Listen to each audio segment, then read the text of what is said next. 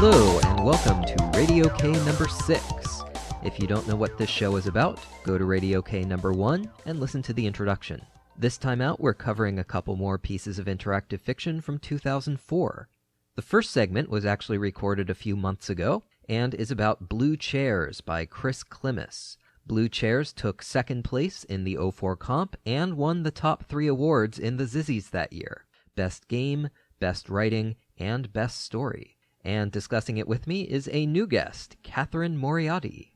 Hi, I'm Catherine Moriarty, and for the most part, outside IF, I'm a music critic for a number of places, some of which you might have read, most of which you probably have not. But in terms of IF, I do a lot of things. I wrote Broken Legs, which took second place in the comp for 2009. And I have something in this year's comp, which, depending on when this goes up, either I can't say anything about it, or I can say things about it, but I don't know how it turned out. So just know that it exists, and it's in this year's comp. And I also run the magazine Spag, which many of you have probably read. If not, it's been around since 1994, and it's gone through a number of different editors-in-chief, of which I'm the latest. All right. So, I want to start off by talking about what kind of game this is.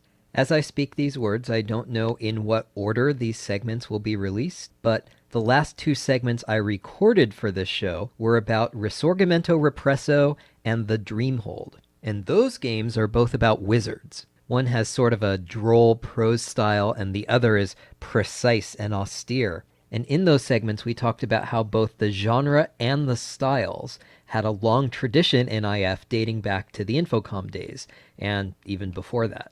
Blue Chairs, on the other hand, starts off with this ostentatiously contemporary voice, with descriptions like, sure, you're used to piece of shit architecture, you live in Dundalk for Christ's sake, but this place will be receiving some kind of award from you by the end of the night. There's totally unimportant crap strewn all over the place.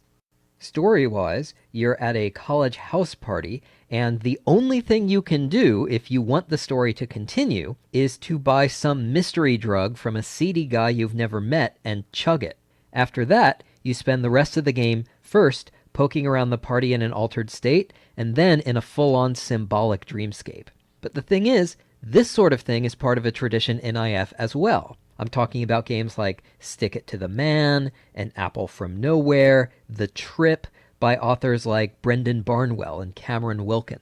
But those games tended to finish in the comp like 33rd place, 37th place, 40th place, but this one came in second and won all the big Zizzy awards. And other than not crashing as much, it didn't actually seem to me to be radically different from its predecessors. When I first got into IF, it was partly via BAF's Guide to Interactive Fiction, a large independent guide which has largely been supplanted, I think, by IFDB, but it listed IF games and sorted them by general categories. And one of the major categories is surreal. And that was sort of like what you went into. There was a lot of episodic games, a lot of possibly drug-induced games, just a lot of things that really followed their own kind of dream logic and were aiming to make some kind of allegorical point in the case of some of the higher ranked entries. But the second tradition it's continuing in is the whole genre of collegiate, again, highly drug-induced, going for a sort of nerd frat party vibe, which makes sense. In this case, it's right there at the beginning. The game indeed starts at this sort of party, and you begin taking drugs pretty much immediately. So yeah, it starts out as one thing and then turns into the surreal atmosphere that's familiar to a lot of IF players and possibly is higher regarded. And that might have changed, but at least back then it certainly was. Now, you mentioned the nerd frat party genre as separate from the surreal trippy games, and I'm used to seeing those two things together, so what would be an example of one of those types of games without the trippy elements? You had things like Kissing the Buddha's Feet. Oh, right, by Leon Lin. Which was about a dude in college trying to study, and his terrible housemates are being terrible, and your job is just pretty much to get rid of them. And it's the same kind of characters. You've got the overly drunken lump of a dude, you've got this trivia enthusiast who follows you around just being himself, which is enough to drive you up the wall. And you just have all these stock college characters, and So, from my point of view, that seemed to be yet another pretty solidified category of games. Okay, yeah, fair enough.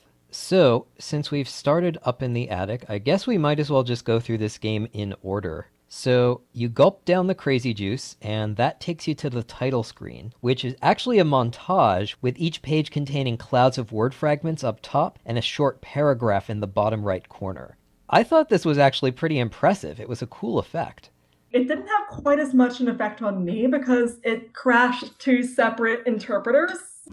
Oh dear. By the time I got through it, I just wanted it to go away. Oh, that's too bad. The first paragraph in particular caught my attention. It goes like this. It seems like now would be an excellent time to reflect on why you, once a consistently above average student full of ambition and love, just bought an unknown but almost certainly illegal substance from a stranger and drank it without a second thought. I remember getting to that part and it's like, you're making a big deal out of drinking something, which is something that happens to people every day. It's going to be fine. It's going to be all right. I remember thinking, there are ways to ruin your life. There are much more traumatic, and taking one drink probably isn't going to be that moment. But again, upbringings, what you're used to, things may vary. Well, I'm glad you added that caveat because I've never even had a beer, and so I'm pretty sure that if I found myself in that kind of situation, it would be kind of a big deal for me. But while I've never done anything like chugging some mystery hallucinogen, there have certainly been times in the past 3.5 years that I found myself thinking, this decision I'm making right now is pretty clearly self-destructive. I wonder why I'm doing this.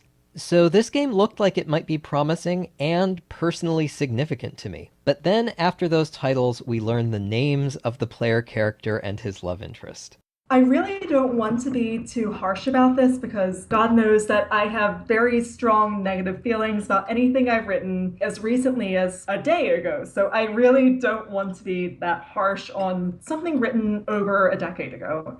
However, when I read things, there are certain things that immediately take me out of the narrative and put me in a more nitpicky, snarky, less receptive point of view. And one of these is cheap literary allusions, which unfortunately Blue Chairs could be subtitled in interactive series of these. The main character is named Dante, and early on we learn that he's searching for a character named Beatrice. At which point, my eyes just roll to the back of my skull and stay there. And then later on in the kitchen, we meet a character named Alice. And this character named Alice is Dante's introduction to the world of the surreal. And if the Beatrice thing hadn't done it, then the Alice in Wonderland thing would have. And then later on, we meet a character named Laura. So we have Beatrice and we have Laura, so we pretty much got 2 out of 2 of the famous romantic objects in literature. It just puts me in the frame of mind of, okay, what's next? When do I meet Eve? I feel like we should have an Eve in here. Where is she? What else are we going to get? And the answer to the question turns out to be, well, what else we're going to get is George W. Bush. Yeah, and we will get to W. Sadly, we will get to W. But I guess we should wrap up the party section first. So, at this point, the drugs have just started to kick in. So the reality distortions are minor. You hear voices that aren't there, you see things in photographs that aren't there, you lose track of names. There are just so many things that are off. Like, for instance, one of the signs in the beginning that this is supposed to be surreal is that the main character stumbles drunkenly down onto the dance floor and encounters a DJ just playing completely weird music. You know, all these things smashed up and it just doesn't make any sense. It's like, wow, man, there's pop music and it's mashed up with rock and this is supposed to be so surreal.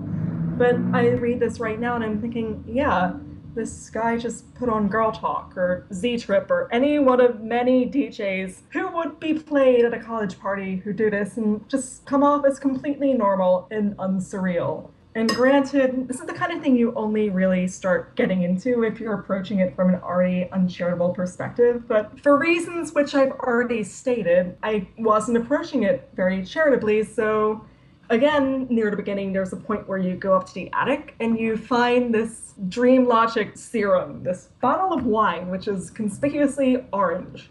And the main character is like, wow, what what the fuck? This is orange. Wine isn't supposed to be orange. This is clearly some kind of fantasy-esque potion that's going to do horrible and weird things to me. But I'm looking at this today in 2015, and I'm just thinking, yeah, it looks like it's probably just pumpkin spice wine or something like that. And since we're recording this in October, that's probably on sale right now at Trader Joe's.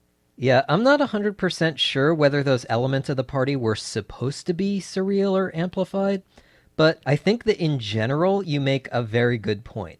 You know, the slogan of the old Max Headroom show was that it took place 20 minutes into the future. And for a long time, I thought, yeah, that's awesome. If you set a story a little ways into the future, then it seems current for longer, and you get to add some killer satire. But the problem with that kind of satire is either that it's wrong and it extrapolates the wrong things, like stories from the 80s that had Japan economically taking over the world by now, or else it's right and the satire becomes invisible. One of my favorite examples of this is in Brave New World, when John the Savage visits his mother at the hospital and she's watching television. And it was only some time after I'd read that part that I realized, wait, when Huxley wrote that, televisions only existed in labs. The idea of putting a moving picture box in hospital rooms to take the patient's minds off of things was supposed to be a trenchant commentary on the direction society was heading.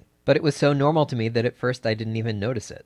And I tried to pull this trick in my novel, Ready Okay, and when I rewrote it recently, I pulled all that stuff out. Like, in the old hardcover version, I had a student get sent to the office, and I thought, okay, what is some kind of wacky satirical thing for her to get in trouble for?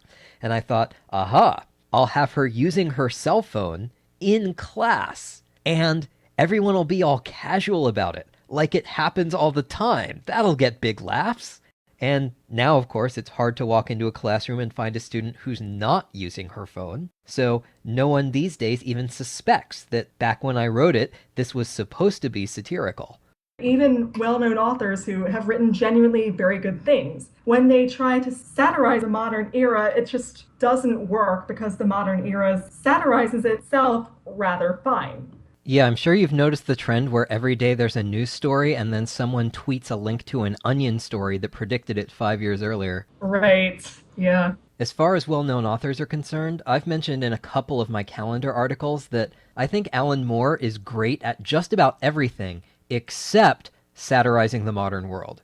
I remember some comics from the 90s where he has a character saying, I diarized to interface with my aerobics instructor, but I guess I got differently oriented. Har, har, har. And when he tries to parody Bill Clinton, it's really excruciating.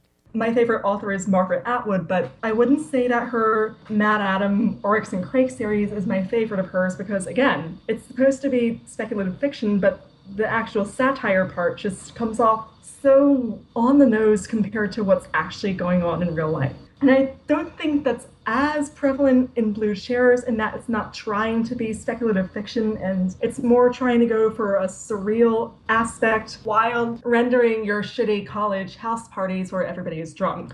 Well, let's continue with the party and then we'll move on to the surrealism. So, when I first discovered the online interactive fiction community, the first games I downloaded were Curses, Jigsaw, and Christminster. And I thought, it seems the IF world is dominated by reserved British professors. Well, I want to try writing stuff with a very different voice. And I sort of got the sense that Chris Klimas was coming from the same place. Very early on, you can pull up a pretty contemptuous rant about underground empires and trolls and treasures, so it seems like this contemporary party setting was a way for him to reject all that. And yet, this doesn't seem to be the player character's usual milieu. He seems to be an outsider, and he's very dismissive of most of the other people at the party. It seemed like each turn was messing with my sense of how much I related to this guy. I mean, this will be the least surprising thing you've ever heard, but I am not much of a party person. My history with parties is actually kind of disastrous. I've been to one this year, and it was very tame, but I still wound up fleeing after about 40 minutes because everyone there knew everyone else, and I didn't really know anyone, and they were all talking about computer stuff I didn't understand and shows I'd never heard of, so I couldn't really participate. And even if I had been an expert, I never really got a chance to talk, you know? It was one of those conversations where you only get to talk if you interrupt someone, and I'm not going to jump in and shout over a bunch of strangers, you know? So I was sitting right there and no one even looked at me, and I started to feel like, man, did you invite me to this specifically in order to ostracize me or something? And intellectually, I know that obviously that wasn't the case, but again, the last 3.5 years have left me pretty emotionally fragile, so after about 40 minutes of that, it was basically either leave or cry. So in Blue Chairs, I was pretty eager to get out of this party segment, and getting out of the party is even the goal of the section. But it's not easy to do, and so after spending way too long banging away at this, I eventually had to resort to a walkthrough. So that was pretty rambly, but I was wondering how much you related to Dante, if at all, and what you thought of the party section in general. I was sort of put off from looking at myself. This admittedly is very uncharitable again of me, but I remember reading it. It's like, you're in full party dress uniform, this Neo Geek t-shirt, which is admittedly not cool at all, but you've always held out hope that the shirt will someday flag down some amazingly hot chick who also happens to be a Unix freak. It could happen, and I remember reading this and thinking, oh god, it's going to be one of those games. And I remember thinking, oh my god, am I going to run into somebody who's just going to completely ignore me, and is it going to be like half an hour of angst about it? Fortunately, it turned out not to be that, and I remember being somewhat relieved. And then the more surreal stuff, when I got there, it's like, oh, okay, I can deal with this. I'm not sure how meaningful this is compared to how the author thinks it is, but I can deal with this. So it's okay that it's a redux of the trip, because at least it's not a redux of a moment of hope. You may be wearing a Unix t-shirt, but at least you're not carrying a Renaissance flute. But you were saying. When I was in college, I really hadn't gone to very many parties at all in high school, but I'd gotten to college, I had gotten really into journalism, and the joke around campus was that the journalism crowd functioned very much like a fraternity did, which A, it didn't, but B, it sort of did. So I ended up at all these parties, which some went well, many went poorly, and they were all very much like what is described. You're there, you maybe know a couple people, but if you don't, you're more or less wandering around trying to do something, and if you don't feel comfortable, you end up just drinking things to just take the edge off the social anxiety, which is a common accepted thing, and it doesn't turn out disastrous in this case. It just turns out you end up experiencing this story, and I just remember going through this and thinking, one, this isn't very uncommon, and two, even the feelings of feeling like an outsider as portrayed here aren't that unusual either. A fairly popular song right now is about being at a party much like this one and feeling very uncomfortable, just hating the entire experience of being here. Sometimes I wonder if everybody just despises this just as much, but they're all not saying anything. And of course, if you go on BuzzFeed and sites like that, there are all kinds of things like 15 signs you're secretly an introvert and hate parties. So I think that part did work well. I think it was handled pretty well, and it does dovetail very well with the IF forum, where having meaningful conversations with somebody that you're very familiar with, and you just have natural rapport with, is almost impossible to code. It's much easier to code an interaction with somebody who you barely know, you're just fumbling around with, you don't know what to say, you just are completely at a loss, than a flowing conversation that's difficult and arguably impossible. That's very interesting. I've never heard it put in quite that way, but you're totally right. When I'm trying to get to know a new person, I do sort of feel like I'm alternating ask commands and tell commands. And in Blue Chairs, you do eventually meet a new person at this party, and that person is Chris Klimas. So yeah, it's one of those, and somewhere John Byrne is shedding a happy tear. But yes, the author is the one who ends up giving you a ride, but when you get into his car, that's when the game really shifts into Dreamscape mode. And why don't you take it from here? You are walking through the desert and you don't know where you are, but you know that your wife, Laura, is going to be very worried about you. A couple turns in, you encounter some reporters asking some very specific questions, and it becomes incredibly clear that you are, in fact, George W. Bush. You are George W. Bush. That moment just struck me as very odd, considering that there's been no evidence up to this point that the main character has any political thoughts whatsoever, let alone strong feelings about Bush. It just seems like there should have been a payoff that, at least in my playthrough, never quite came. I was incredibly curious to hear your thoughts on that. Well, there's one thought that just occurred to me now, which is that earlier I was talking about how this is like a Brendan Barnwell game, but this segment in particular reminds me of someone else, and that's Mikko Vuorinen, also known as Dilbon. He wrote a handful of games back in the day. One of them was called King Arthur's Night Out, in which you're King Arthur carrying the legendary sword Excalibur, but all you do with Excalibur is use it like a yardstick to dig something out from under the bed. And he had another one called The Adventures of the President of the United States, in which you are the president, and this is from 2003, so I guess theoretically you're George W. Bush in that one too. But all you really do as the president is get chased around by a bear. Now, this middle section of blue chairs isn't quite as goofy, except for the fact that you are George W. Bush for no reason. Instead of being goofy, I guess it's supposed to be a big character moment, as you find statues of the various characters in the game and have to mark them with signs with the correct slogans on them, like in a Price is Right game. I don't necessarily think that it's the best design choice to have such a very personally symbolic choice be the same kind of puzzle as your whole, oh, the red gem goes into the red receptacle and the blue gem goes into the blue receptacle. And I don't necessarily think it was the best idea to have it so early before you even know who most of these characters are in the grand scheme of things. Yeah, I think you're exactly right about that. We've interacted with these characters for like 3 turns each. The idea that I'm supposed to offer insightful commentary on their inmost psyches is kinda silly. But again, you've offered the caveat that the game had left you predisposed to pick at it, and while that moment came later for me, by this point, I had reached that moment. The Bush reveal was part of it, but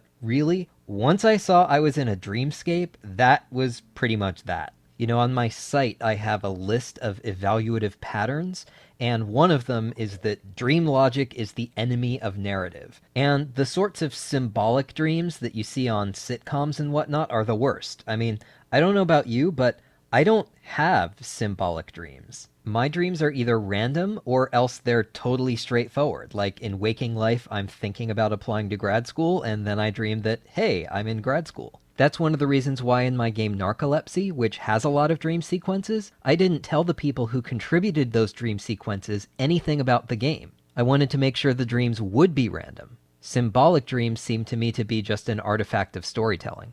I'm pretty sure the current consensus is that it's pretty much the brain's way of processing whatever it is that you've been taking in for whatever amount of time you've been conscious for. And in my experience, I've kept an on and off dream journal since 2007, and that's very much been the case. It's been very much this kind of parallel running version of my life, except a much more immediate version, a much more fraught version. Oh yeah, I think I know what you mean. I've had dreams about having total emotional meltdowns over things, and then years later, those things have actually happened in real life, and in real life, I've just been like, meh.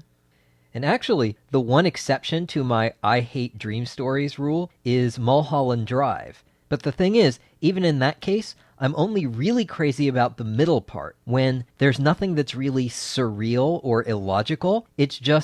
It's sort of like turning up the saturation of a picture in Photoshop, only the narrative equivalent of that. By the way, bringing up Mulholland Drive isn't really an accident because several reviews at the time specifically compared it to that, so it was a major talking point. Personally, I don't really necessarily feel it's invalid as a means of storytelling. I do find that it can work really well in illustrating a character's actual anxieties or preoccupations or just subconscious.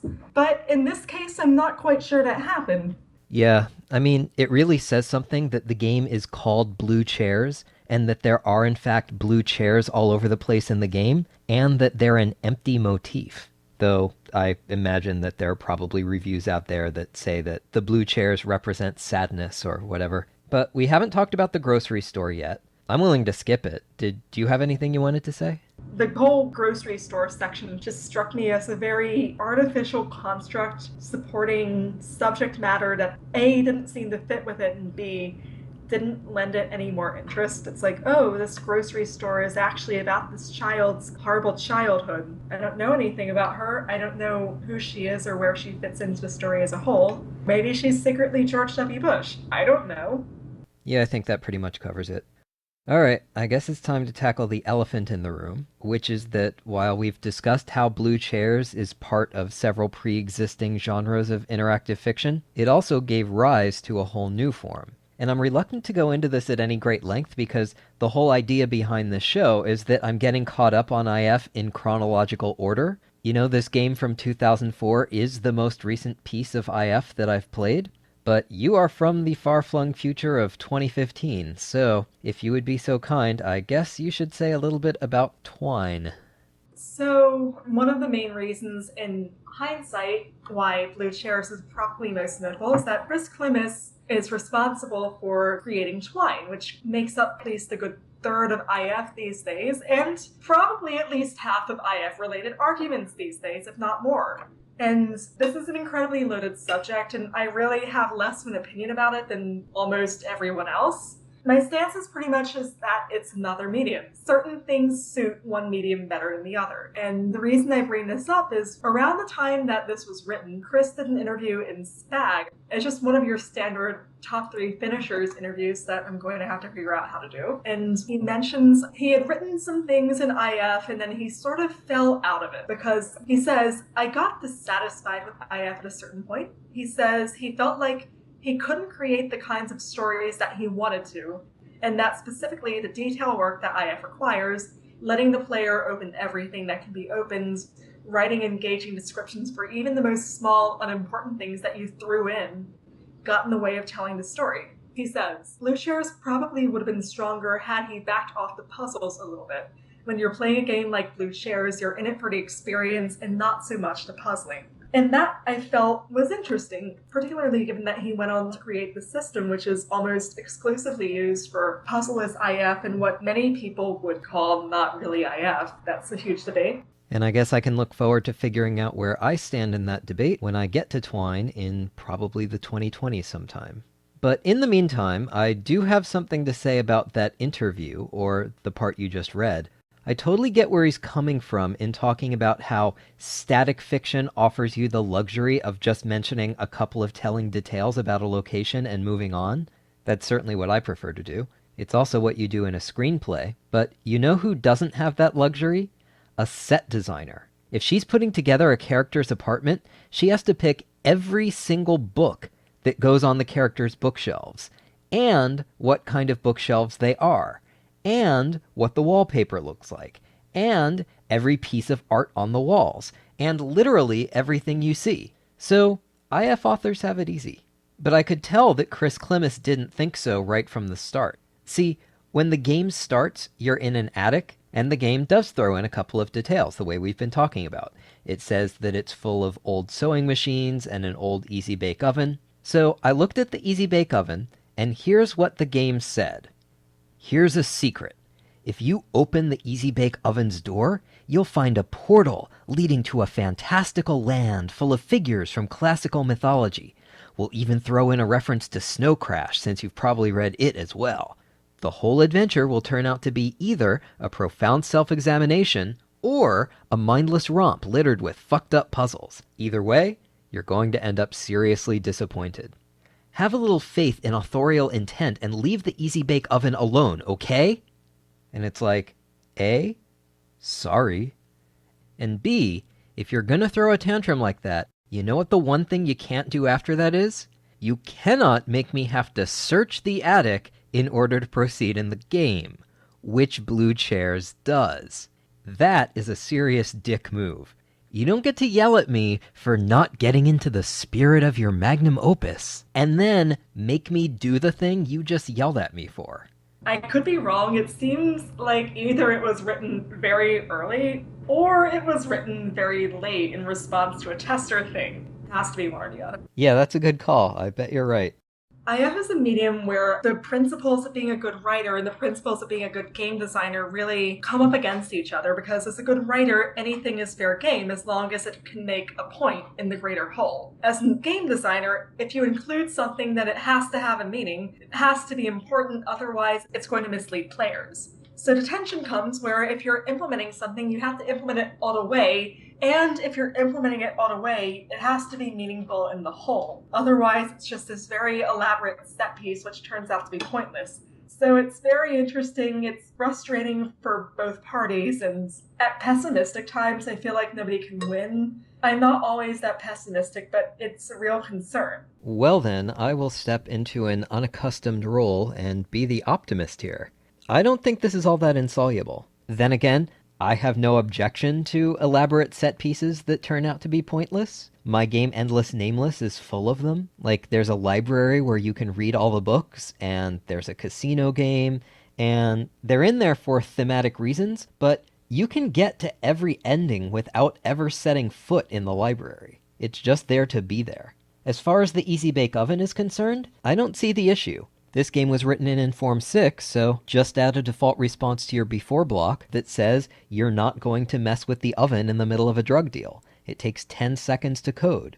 And it signals to the player very clearly that in this scene, it's just scenery, but that in later scenes, searching the attic might be important.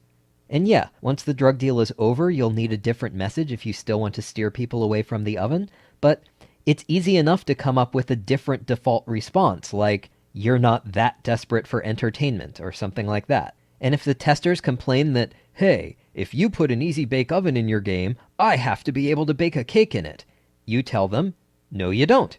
And if they continue to cry about it, you tell them that life is a vale of tears. So I guess this ended up not sounding all that optimistic, but I think it is. And on that note, we will turn to the second half of this installment of Radio K and move on to Square Circle by Eric Eve. Square Circle took 5th place in the 04 comp. It starts you off in a jail cell with no memory, so yes, it's one of those. And you soon discover that you have been imprisoned by a regime known as the New Enlightenment. And here to talk about it with me is the former Claire Parker, now Claire Parker Fisher.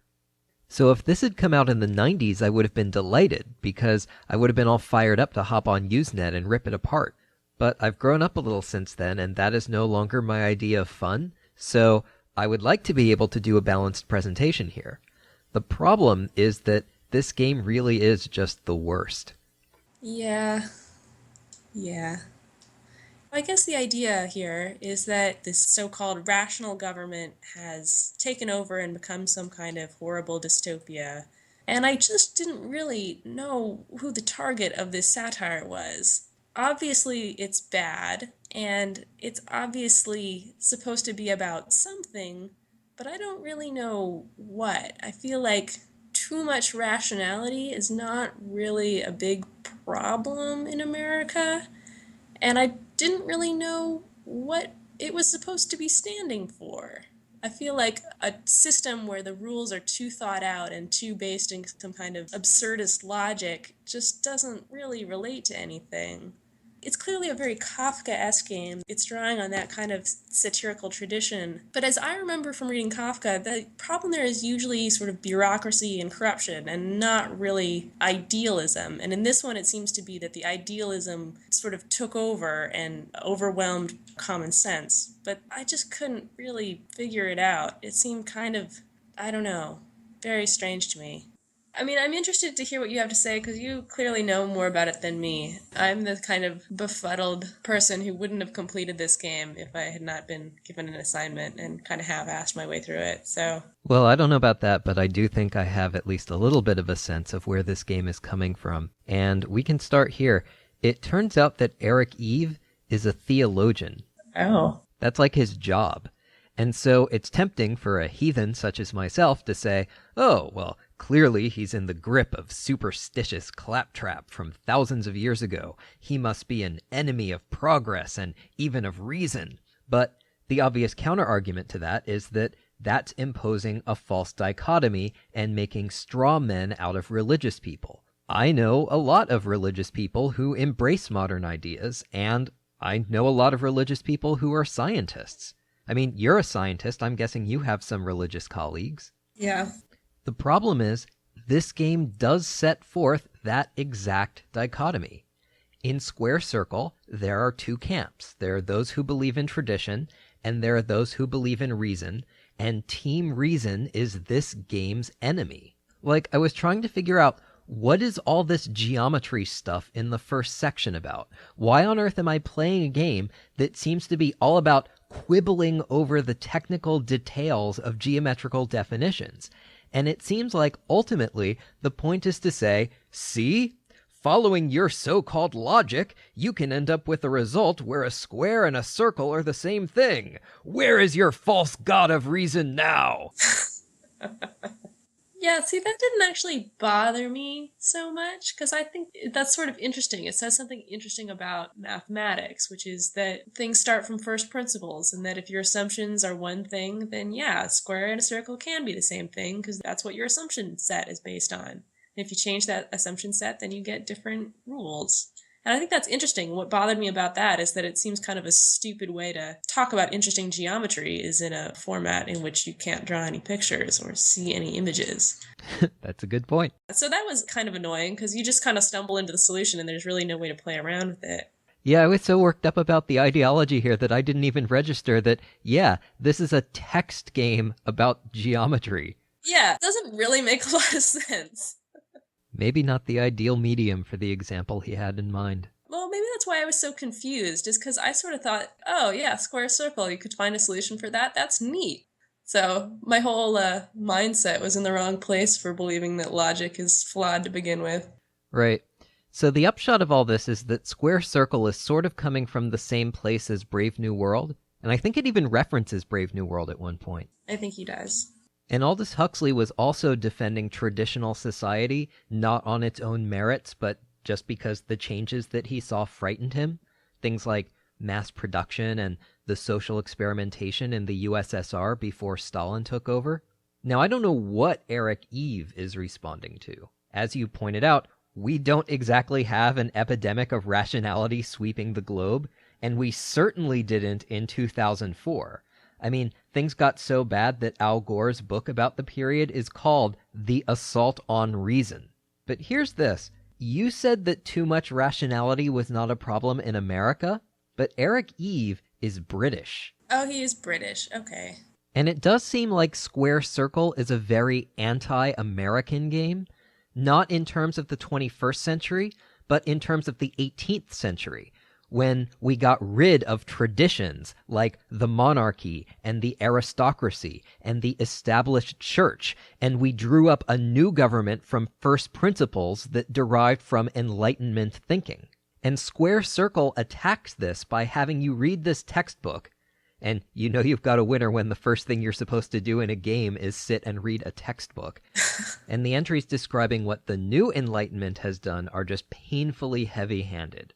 Like, the textbook says that to base criminal justice on reasoning that is as sound as geometry, trials have been replaced. And it says that in the new system, the judge simply asks, "Are you innocent?" If the accused answers no, the judge accepts the confession of guilt and pronounces the sentence due to any self-confessed criminal. If the accused answers yes, then the judge passes sentence for perjury, since it is clear that there is no such thing as a wholly innocent person. If the person declines to answer either yes or no, they are convicted and sentenced for contempt of court. Now, that is really bad satire. And it's so bad that I got to wondering, what would be an example of good satire? Is there one? And the first thing that sprang to mind was the bit in Monty Python's Life of Brian about the vendetta between the Judean People's Front and the People's Front of Judea. And what makes that good is that it satirizes a real phenomenon, which is how revolutionary movements succumb to infighting before they ever get anywhere. You know, you look at your ballot and you've got the Communist Party and the Marxist-Leninist Party and the Socialist Workers' Party, and their only concern is feuding with each other, rather than actually banding together to fight the power structure. But this isn't what Square Circle is doing. Square Circle is like trying to satirize the environmental movement by writing a story about trees crashing into millions of people's bedrooms and killing them in their sleep. And then when you object that that's not actually happening, the author says, "But it could. See? Trees are bad, and therefore deforestation is a-okay." I mean, where Square Circle is concerned, we're talking about an author who apparently thinks that a good way to satirize a set of ideas he doesn't believe in is to write a game in which the chief proponent of those ideas is named Professor Dunderhead. Yep. I got to the Professor Dunderhead part and I was like, wow, it's subtle, but I suspect that the author may be hinting that he disagrees with this character's worldview. Yeah. And then it gets worse. You go into the government office and you meet this woman who believes in the New Enlightenment, and she has short hair, and she says things like, "I don't indulge in anything as irrational as fun, ever." And her name is revealed to be Phrydid. Her name is Frigid. Yeah. And the idea that because the woman deviates from a traditional gendered appearance and because she is not sexually available to the protagonist, that makes her dystopian, that's bad enough. But the idea that naming her Frigid is clever, that's where the author really crosses the line. It's like that old Seinfeld episode where Jerry is mad because his dentist converted to Judaism just so that he could make Jewish jokes, and someone asks him, "And this offends you as a Jewish person?" And Jerry replies, "No, it offends me as a comedian." Frigid. Come on, do better. And of course, it actually does offend me as more than just a comedian. I mean, ultimately, I do scoff at holding up tradition as an inherent good. If you believe that, go do math in Roman numerals. Yeah. It's sort of interesting. I mean, I guess the reason I had a hard time figuring out the target was that it seems like such an alien opinion to think, well, rationality itself must be inherently wrong or problematic. I mean, who thinks that? That's just, obviously, I guess somebody does, but nobody actually says that that's what they think. Yeah, I'm not so sure about that. I mean, this game is from 2004, and back in 2004, Bush's campaign managers were crowing to the New York Times about how there's a faith-based community and a reality-based community, and all of us coastal elites in the reality-based community are losers. Well, I don't know that it's that simple. I mean, people don't think of themselves as being irrational human beings. I don't think it's as simple as saying, those idiots in the middle of the country, because they're not all morons for having some beliefs that are not based in science and logic. Well, I think that as with most things, it's a spectrum. I think there are a lot of people like you describe who do hold some beliefs that seem crazy to me, but who also think that religion has its place and science has its place and political theory has its place, and that they can all coexist. But I do think that there are also a lot of people further down the spectrum. And not just in the middle of the country either. It's every geographical area, every age group, every income bracket, every gender, every ethnicity. But there are tens of millions of people, just in the US, let alone the rest of the world, who do in fact think that math is fuzzy and science is a hoax and the Bible is all we need.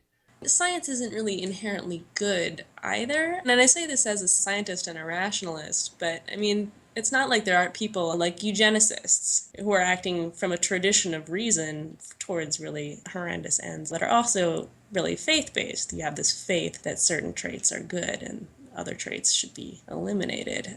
So back to the mathematical idea of first principles. You can't prove first principles. When you say a square is a shape that has 4 sides and the sides are of equal length and they're connected by equal angles, that's a definition. It's not something you can prove. So everybody has their sort of first principles, and where those first principles come from is kind of important. So I think even science-focused people, we have sort of first principles in what we want, and those aren't logically derived. I think this sort of dividing into camps of us versus them, it's easy and natural, and sometimes I feel very strongly that I fall into one camp or another, but I'm trying not to do that so much anymore because I don't think it's very helpful, mostly. And I think everybody is a little bit irrational, and that's kind of at the core of being. So I guess I would say I want a rational society, and I'm on the side of reason, but you can go too far in that direction. Too far in the direction of believing that you're rational and not embracing the fact that everybody is a little bit irrational just for being human. Well, that is something I can totally agree with.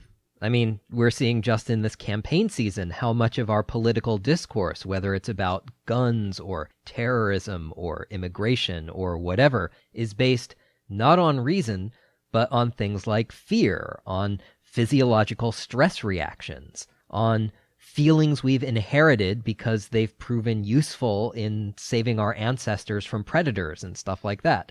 But obviously I don't need to tell you, because this is what you study. I'm teaching this class next semester, and I'm rereading a lot of these books that I've already read to be prepared for it. And one of them that I'm reading is all about baboons and baboon behavior. And really deep down, we're all kind of insane, xenophobic, sex-crazed psychotics with short-term planning skills at best.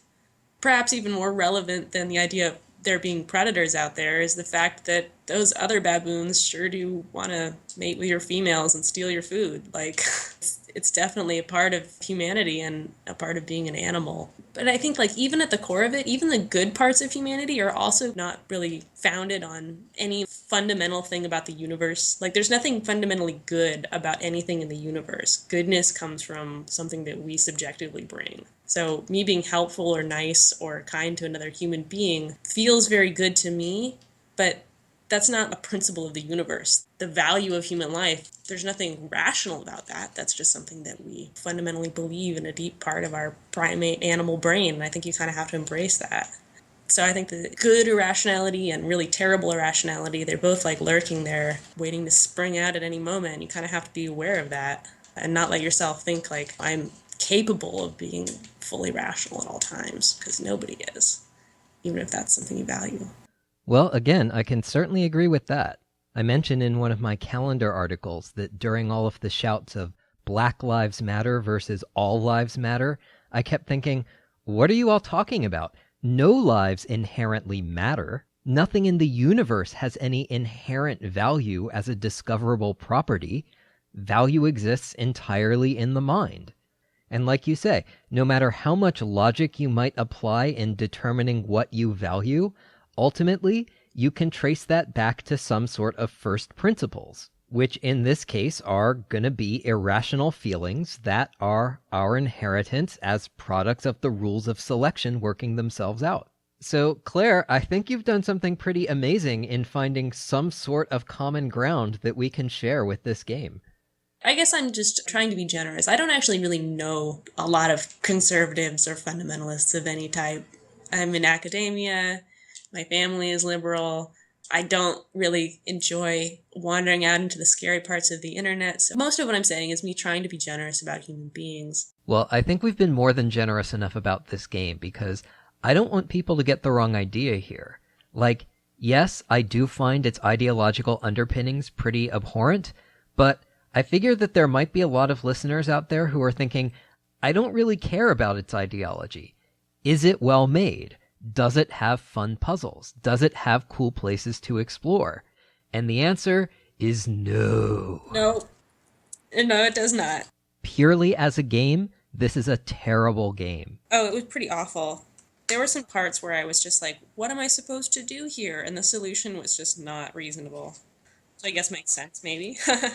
For instance, I hit trouble very early on with a red book. Me too. I had this exact same one. You're supposed to open the book?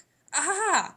Right, you read the book and it's not helpful, and then pretty soon you get stuck trying to get out of the cell, so you go to the hints and they say, you may have read the book, but did you open the book? Well, when I tried to read it, the game said that I read a few pages of the book and then shut it with a sharp snap. And the fact that I shut it strongly suggests that, yes, I did open it. But you have to type open book as a separate command. And when you do, then you find a key hidden in it. And the way the hints are written makes it clear that this was not a bug or anything. This is actually the author's idea of a clever puzzle. And it's not. It's terrible. It's awful. It's just ridiculous. Of course you opened the book. I think the one that annoyed me most is that once you finally figured out that you have this hidden compartment in a book, then later on you need to hide an envelope, and you can't put it in the hidden book compartment. You have to put it under your hat. Why can't you put it in the hidden book compartment, which is clearly made for hiding things? Ugh, that was absurd. And then there are guess the verb puzzles, and you wanted to talk about the geography, right? It had like a very strange balance of what was going on. So you start in this very absurdist, abstract, Kafkaesque kind of prison, and then you escape into the world, and I guess you're supposed to like switch modes and accept this very absurd world as being somehow kind of plausible. That this is like some possibility of being an actual place and not a kind of absurdist literary device. I don't know. Yeah, IF does have a tradition of minimalism. You know, it's one way to avoid having to implement a lot of stuff. And now that you bring it up, I'm reminded of a game from 1998 called The City by Sam Barlow, which is also about finding yourself in a cell with no memory and with a very abstract set of spaces to navigate. And that game had its own problems, but as I recall, it did stay abstract the whole way through. And you're right, this does not. Even in more modern graphical games, if you're making kind of an indie game and you have limited numbers of things, you can get a lot of interesting meaning out of having things be really abstract and really not realistic. And then you have this kind of textural overlay of these books and notes and things that give you the theme. But then you leave, and you're in this countryside and it doesn't make any sense. Like, it starts out and you're just in one cell of this prison, and then you leave, and looking at the prison from the outside, it seems enormous, but there's only one entrance and it just leads to your cell. So that seems very surreal. There's a field with a pig, and you go see the pig, and why is there a pig? There's not really any clear reason. But then you eventually find yourself in this busy urban center, and nothing seems to fit together very well. And I wasn't sure if that was intentional, like, oh, these weird glimpses of scenes that make up a bigger theme, or whether it was just not very well implemented, and they didn't fit together because you just didn't really think about how geography works. I don't know. As soon as you leave the prison, I sort of lost most of my ability to pay a lot of attention to it and just played the walkthrough. Well, even so, I'd say you went well beyond the Call of Duty on this one, so thanks. And that wraps it up for Radio K number 6. Thanks again to Claire Parker Fisher, and to my first guest, Catherine Moriarty. Thanks also to the authors of the games we covered, Chris Klimas and Eric Eve, and thank you for listening. I wish I could say that Radio K is now on a bi-weekly schedule and that there will be another episode coming out at the end of the month, but that seems pretty unlikely. But we'll have more pieces of IF from 2004 to cover next time, whenever that happens to be. Till then.